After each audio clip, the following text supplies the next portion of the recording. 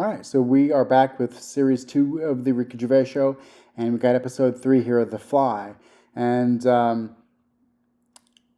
Season 2, I think, is the one where insects and animals start really getting talked about a lot, and it's really apparent that Carl likes animals. And there's some great animal stuff in here. So let's see what The Fly is all about. Carl, I've got a couple of little facts for you, just to try and inflame your imagination. Go on. Sharks are immune to cancer. Are they? Yeah. So how have they found that out? Well, I don't know, but I've never heard of any fish having cancer though. I haven't heard of a cod being ill. So why are we focusing on that one? Good point. good point. Okay. Stroking a spider can cause its hair to fall out. What? Because it doesn't like it and it gets stressed out, or is it just that some people are rubbing too hard? No, I don't think it's they're rubbing too hard. I think it's something to do with it. I mean, what sort of maniac is stroking a spider anyway? My mum did it once. Really? Yeah, not to a spider. Right. It was just a little bee. She'd been out, sunny day and that. Got the washing off the washing line. She was bringing it in. Little bee sat on the top of like the bed sheet or whatever it was. Yeah. And she's in the kitchen with it, and she goes, "Look at that little bee there." She started sort of stroking its head. It loved it. How did it make it clear that it loved it? Well, it wasn't struggling. It was just sat there like, because it must have been like a bit dozy. They get a bit dozy, don't they, in the heat and that. Mm. And it just stayed there on the sheet, and she sort of stroked its head for a bit, and she had to put it out. It didn't go out. It didn't try and escape. It was like, "You've had enough now." That was that. She sent it out. She loved all that. She loved little flies and stuff, and we had Harry the housefly. What? Harry the housefly. What do you mean? It's just a fly that always seems to knock about in one corner of the room. Right, it's the same fly, was it? Yeah, it was the same fly. Yeah. How do you know it was the same fly? So whenever she saw a fly, she went, "Oh, look, it's back." Well, we weren't letting him in. It's just that it stayed in.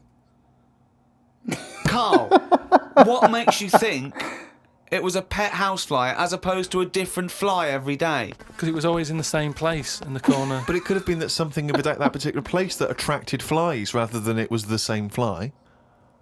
Well, I'm never worried about it. It wasn't harming us. It just always hung about.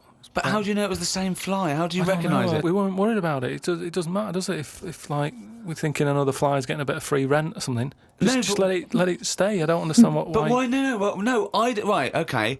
You're in a house, right? There's flies, okay? Not flies, fly. Why do you think it was the same fly for all those years?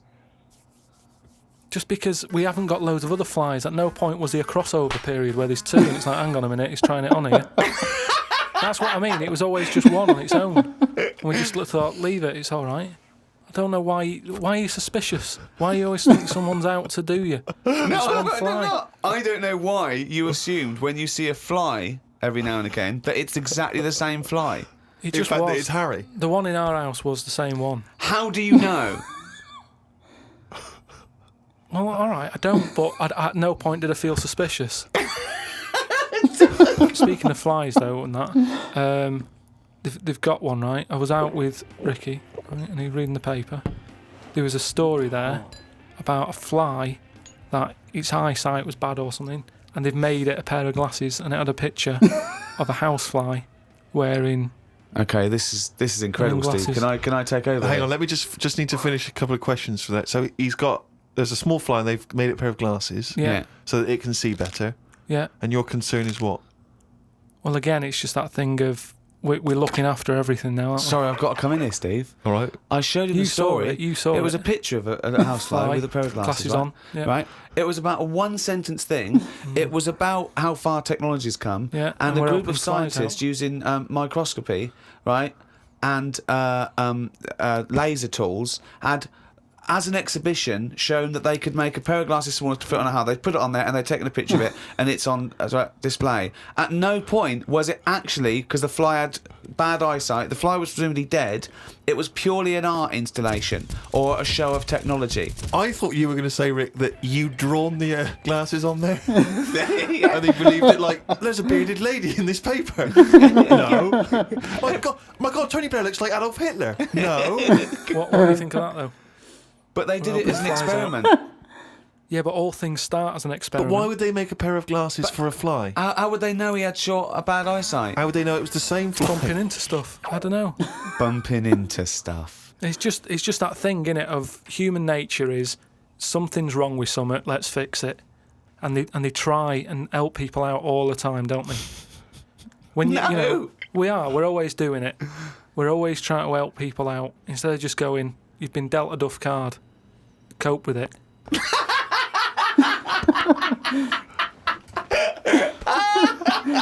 Came up with a good idea. We'll be the judge of that. I'll do it now. It's not a good idea. Okay. Okay. I'm sticking my neck out here. I think this isn't going to be a good idea. Okay. Thoughts? Well, I'm going to agree with you. I'm going to second that motion. Okay, let's see. Let's see if we're both right. See-through skin. High five, Rick.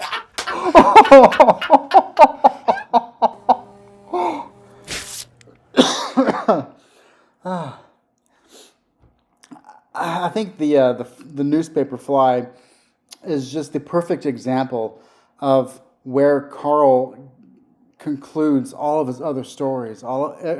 Anytime he talks bollocks, especially if he says he learned something or read something somewhere, that story perfectly exemplifies where he can just catch some of what's there, but then just pad the story that he doesn't care about or doesn't really recall or didn't pay much attention to, and then just kind of fills in the blanks his own way. So I always like that. I always liked the way that he brought it up, and then Ricky was just giddy, ready to tell. Great stuff. We've had a few emails about the old shows. People came into them late in the season. Did I not tell you this? We had an email from an Inuit. Really? Yeah. I thought I'd mentioned this. Have we not mentioned this before? No. No, it was an email from a guy who said, I don't think he lives in Canada, I think, or somewhere else. I apologize if I'm getting that wrong. But I think he said he was half Inuit and he listens to the show. Half Inuit? See, that's interesting because I think of them as so remote. I know I'm probably wrong now, but I think of those as so remote that I can't think where they're meeting people who aren't that are also Inuit, yeah. Oh, and who's going, other societies are going, I'll tell you what, I'm fed up, there's no action here, I'm going to the frozen tundra, I'm bound to meet someone there. Yeah. Where do they meet? Do they do online dating? What, Probably a lot of online stuff. what do you put as hobbies? Fishing? Yeah. Skinning stuff. Skinning stuff, yeah. What stuff to skin? Seals. Seals, yeah, sure. That's about it, isn't it? Why are they hanging about round there? Why aren't seals going, do you know what, it's cold, I'm sick of it here. It's windy all the time, what have you, and I'm getting a club on the head. Do you know what I mean? Yeah. Because they're meant to be quite bright in terms of animals and that, aren't they? Yeah. So why are they knocking about them parts? I don't know. Say, like, if seals died out, right? Would that be a problem? We've done this. We've been through this before, Carl. Everything has a knock-on effect. Even a seal, that's sort of in between something already. It's between a fish and a dog, isn't it? I knew you were going to say dog. It's not between a fish and a dog. What do you think evolution does?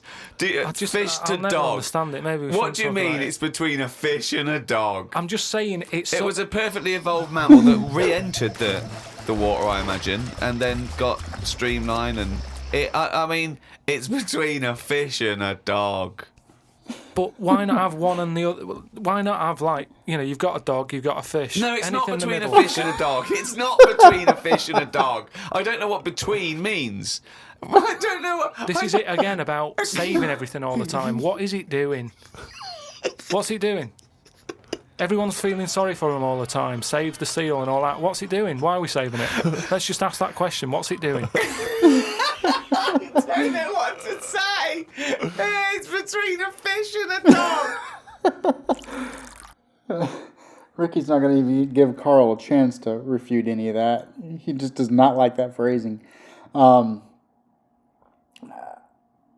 I tell you what I was thinking when I watched Mission Impossible: Final Reckoning. There's a scene in that where it's not Inuit, at least I don't think, or is she? I don't know. I don't know enough, but I don't know enough of anything. Well, I don't know enough about this character and this particular place that the setting was in. But I was wondering, do they listen to the Ricky Gervais show up there?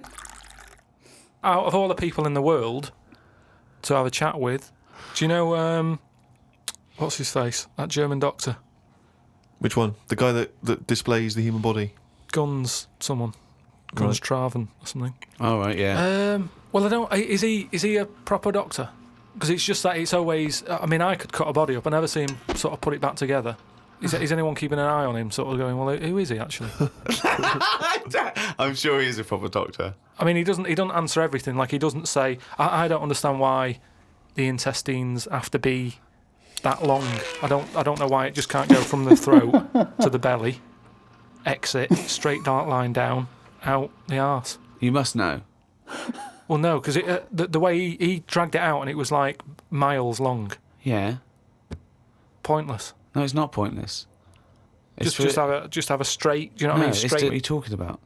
Again, the evolution sort of worked this out for us. It really works. I don't think you're going to improve on it. What I mean is that's probably that long because years ago they were eating dinosaur and that might have took a lot of indigestion or something. I don't know how chewy it was. It might have been quite fatty, dinosaur meat, and it needs to go through all that. Now we're eating like yogurt.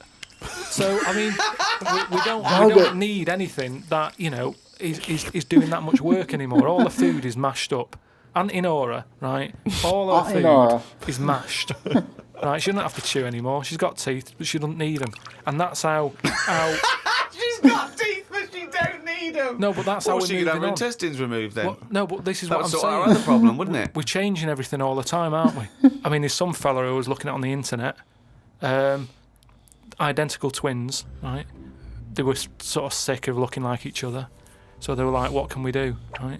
And one of the twins said, you have my arm, right? And he had his arm taken off and stuck on his twin, so his twin's got like 3 arms. No, it's not true. It's on the website. No, it's not true. What, for a laugh? They were born, so they did that for a laugh. What doctor's doing this then? Well, they're old enough to sort of say this is what we want. And No. Doctors don't go, well, if he wants another arm, and I'll take it. They don't. Doctors don't do that. What sort of practice is this doctor going around and go? Dr. Jekyll. I mean, Carl, think of what you're saying. but where would he have stopped? Can you put his head on my knee? It's up to you. No, Sign this. If you sign this, you give my consent. but we, it isn't. What do you think these doctors are doing? Just to do as they're told. They don't do as they're told. They do if someone wants it. And twins, sort of, it can get you down, can't it? Being a twin, because it's like. Sorry, what would this solve though? I thought you said he gave one of them a bigger nose or a beard or 2 front teeth to make him look different, right? Not. I'll tell you what we could do. Go on. Would you like 1 arm? Go on. What are you thinking? Well, me 3, you 1. Therefore, not twins. Novelty. I mean, you are a mental man. But they can do it now, can't they? There's no sort of. There's no line drawn anymore. They don't go, you're crazy. We're not going to do that. Yeah, in Saw 2, not in the real world. No, they but- don't do things like All this. right, there's another bloke, right? I don't know the sort of full ins and outs of it. Go on, you surprised me. But what he asked for, something happened to his tackle, right? It's penis. Yeah, right. So he was at the doctor's, and they were like, "Oh, what can you do for me? It's a bit embarrassing. I've got nothing down there." Right. So they were like looking at it, going, "Yeah." Doctor, I don't know if he started like rubbing his chin with his finger or something. Looked down. He's thinking, got an idea. You've got a lot of fingers. How many of them do you use? The patient's like, yeah, I see what you're thinking. They cut off one of his fingers, sewn that on to where his tackle is. He's happy. Well, that's different though, isn't it? Well, That's where they've really taken different. tissue. No, but I assume they fashioned it into more of a knob than a finger. If you were doing that, use a sausage. I mean, why lose a finger? Well, I'll tell you why. Because your finger has your tissue, your blood type, and therefore would graft near your testicles. A sausage is a thing that's made by a butcher out of offal, okay, that really can't be grafted onto any part of the human body. That's why they very rarely use any meat products in surgery. I know, yeah. I mean, why not use a sausage? You're a mental case. You're a mental case. I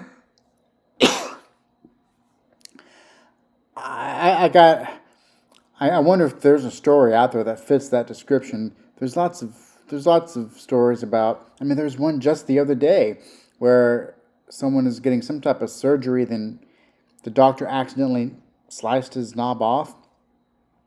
Lorena Bobbitt back in the 90s. But I don't imagine that they took an entire finger and just placed it down there. But if you did have a finger, for whatever reason, be grafted down there in place of your tackle, which finger would you have, is my question. Because I'm sure that the middle finger would be best, but then again, the pinky would be the easiest. I don't know. But definitely not a sausage. I always remember this story when I was a kid about some bloke. He had throat cancer, right? And his doctor said, carry on with your life, right? It's not going to be that good, but just carry on. But don't eat meat. And he was like, I love meat. He's like, yeah, but just don't, have your veg, keep yourself strong, but don't be eating that. Anyway, he was fed up because he loved his meat, and his wife was feeling a bit sorry for him one day and thought, I'm sick of him looking fed up and that. All he wants is some meat, for God's sake, give him some meat. So she goes to the butcher's, gets him a big piece of steak and what have you. He can't believe it. He's like, oh, brilliant, cheers for that. Anyway, he's got the meat on his plate, just about to tuck in, and the cancer comes out from his throat. What? No, I know, it sounds really weird, but it's something that I was told about years ago when I was growing up. What are you talking about? It was just some bad illness, some cancer thing, and it sort of it was coming out waiting for the meat. It was sort of dying. Again, a lot of your medical knowledge is from the film Alien. So this guy with throat cancer, okay, as opposed to it being a disease of the cell. It was like a living. The alien. It was alien. So it was the animal. It was the little animal cancer. That's why he wasn't allowed to eat meat. He wasn't allowed to eat meat. So it's sitting there. So it's actually sitting there and throat. Well, I'll tell you what I'd have done if I'd have had some cancer in my throat. I'd go, there you go. Rid of that. What are you talking about? So what happened? He choked to death on this thing, and the wife was like, "Oh, I shouldn't have given him the meat after all." Just that's a bollock story. It's all. There's loads of weird stuff like that that happens in medical stuff. Well, the terrible thing is, if you got testicular cancer and you eat meat, your bollocks come out of your trousers and they're all over the plate, and you have to be asked to leave the restaurant. So, did the guy just choke on a piece of meat that he tried swallowing too quickly because he was so elated at being able to eat meat? And what type of cancer is not allowing you to eat meat? I don't know what that is. Meat's like one of the best things for you. Hopefully there's no cancer that forbids meat. Oh, chimpanzee, that is only gonna bring it down a little. That's the jingle for Carl's diary, excerpts of which we read each week. Get straight into it. A band from the Conga have won the Best Newcomers in a Radio 3 competition. They use pots and pans for instruments. It says that the Conga is a poor, sad place. So why do people do that happy dance at the end of parties called the Conga? Right, one is the Congo. There's no place called the Conga. They come from a place called the Congo. Fucking hell, you're such a... Met Suzanne at Euston Station. I said I would sort out the tea tonight, so I called the curry house. The fella couldn't understand me. I asked for 2 poppadoms. He kept saying, how many? I kept saying 2. He still couldn't understand. I said 1 more than 1. He understood. When we picked up the food and took it home, there were 5 poppadoms in the bag.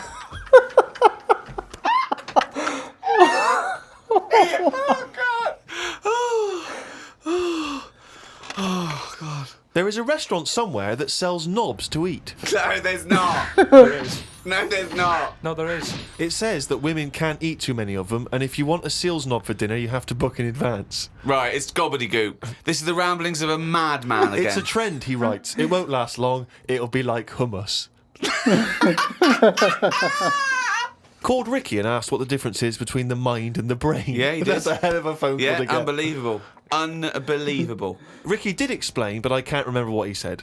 I wondered at what age you are when the mind kicks in. Okay. Ricky changed the subject and said there is an island called Spider Island. There's nothing but spiders on it. A bloke went to visit the island and said there was 1,000 types of spider in one tree. What do you think about that? What do you think of an island that's just full of spiders? I don't know, because you need spiders. I don't know what they do, but they say a world without spiders wouldn't be good. But they sort of do something. There's something about if you did get rid of them all, it would have an effect. Well, of course it would. Get rid of anything, it'd have an effect. Not everything though. Like I've said, jellyfish and what have you. Well, no. It's 97% water or something. Yeah. So how much are they doing? Just give them another 3%, make them water. That's more useful. Give them another 3% and make them water. Oh, God. Went into the gadget shop today. It's full of stuff that we don't need.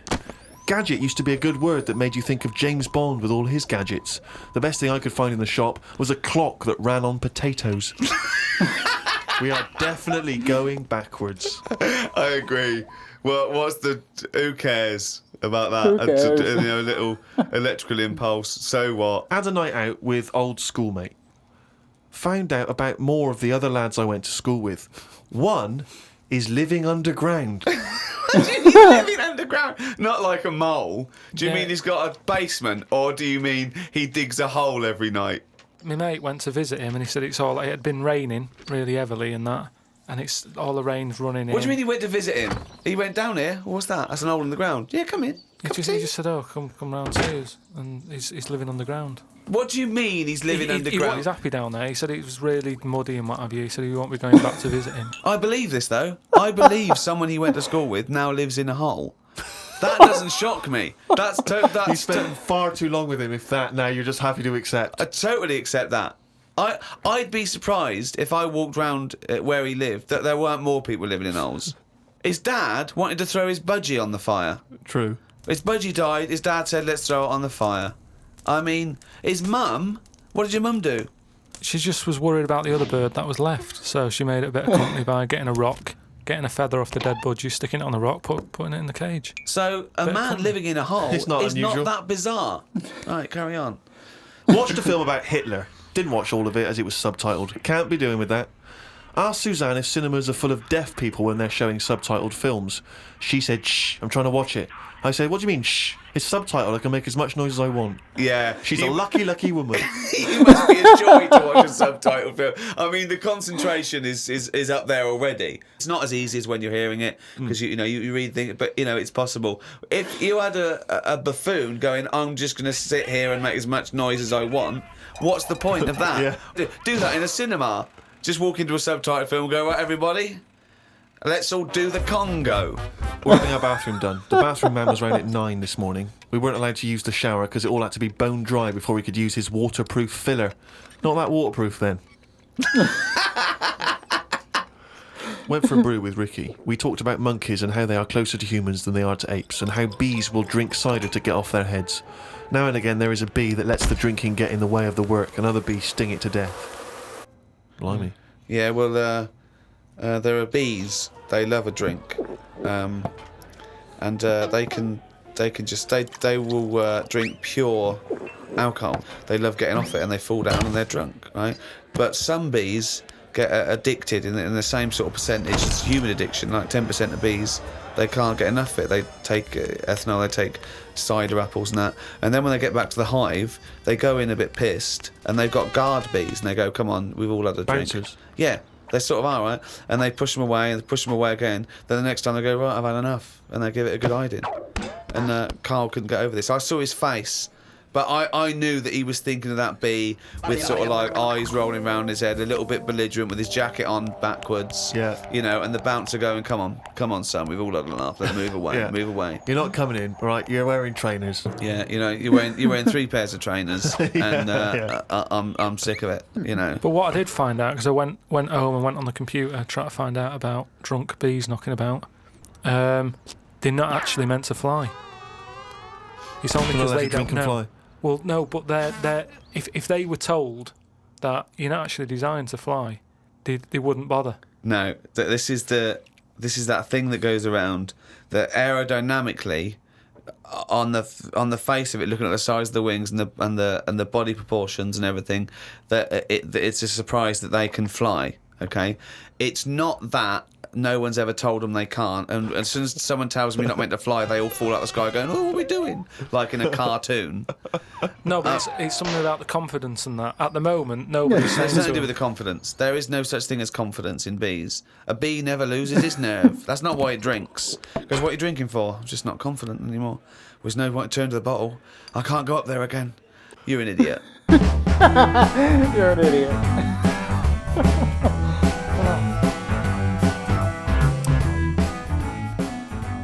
Imagine if real life was like that. If people went out, got too drunk, and they tried going back home, and there's like guards at their subdivision entrance or something like that. But just a lot of animals in this one. It's a great opportunity to have some interesting animations and really seeing how Carl likes to get down to the level of an animal and really think things through. And I'm surprised he didn't try to use other animals going extinct to back up his theory on why some animals wouldn't have an effect on anything in the world if they were to die off, such as seals or jellyfish or whatnot. But this is a really funny episode. I mean, it's a show that it changes. I mean, yeah, we lose Monkey News, and there's certain things that are different, but it just stays consistently funny. And some of my favorite episodes are in the later of the series here. But yeah, this one's a really really funny one. And yeah, let me know down below in the comments which finger you would use as a tackle replacement if you had to. And I'll catch you in the next one.